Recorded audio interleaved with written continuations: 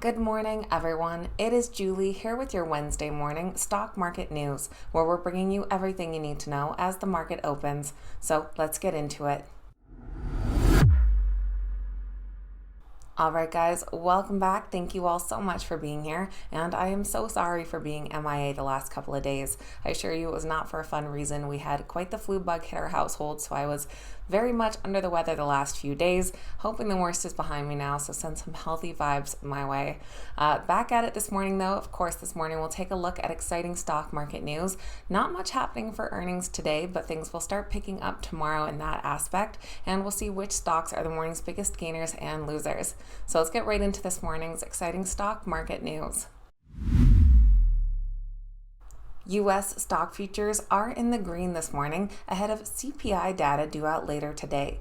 Right now, Dow futures are up 0.59%, S&P 500 futures up 0.79%, and NASDAQ futures up 0.94%. Shares of Domino's Pizza are on the rise, currently up over 11% after they entered into a global agreement with Uber Technologies. The agreement will allow U.S. customers to order Domino's products through the Uber Eats and Postmates apps with delivery via drivers from Domino's and its franchisees. Uber Eats will be the exclusive third-party platform for Domino's in the U.S. until at least 2024. Orders placed on the Uber Eats platform will be delivered by uniformed Domino drivers. Uber One and Postmates Unlimited members will receive delivery with no charge as well. Analysts currently rate the Domino's stock a moderate buy with a pretty flat price target.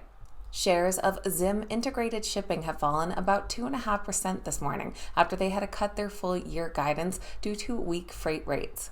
The company said, while our second quarter results are broadly in line with our expectations, we no longer anticipate an improvement in freight rates in the second half of 2023, consistent with seasonality as previously assumed.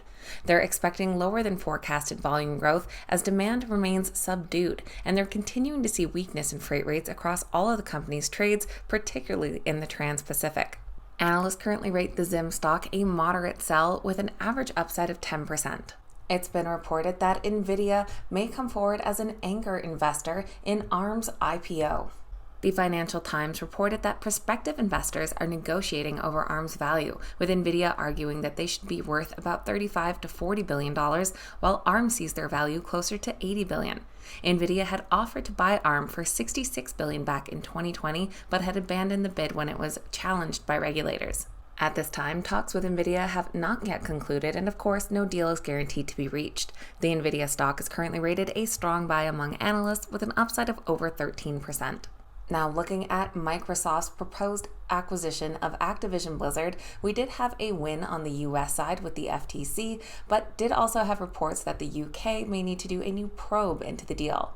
The decision by a federal court to reject the FTC's request to block the deal was being seen as a trophy moment in the US.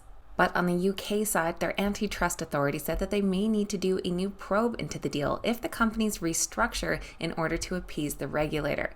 If they choose to restructure the deal, this can lead to a whole new merger investigation. The Microsoft stock is rated a strong buy, with some buy ratings coming in just yesterday and today.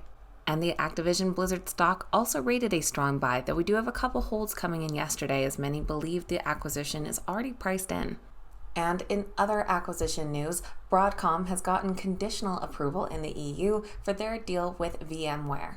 The European Commission granted conditional approval for the proposed $61 billion acquisition of VMware, subject to compliance with commitments offered by Broadcom. They said that Broadcom has offered several comprehensive access and interoperability commitments to Marvell Technology and to any potential future entrant. The Broadcom stock is currently rated a strong buy, but with a fairly flat price target, while the VMware stock is currently rated a hold with a slight downside of 6%.